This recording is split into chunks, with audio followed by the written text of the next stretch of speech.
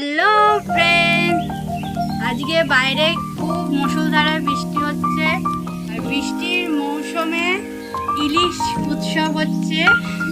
ইলিশ উৎসবে আজকে আমাদের বাড়িতে দু রকমের ইলিশ রান্না হয়েছে। এটা হচ্ছে বেগুন দিয়ে ঝোল, এটা হচ্ছে সর্ষে ইলিশ ভাপা। দেখো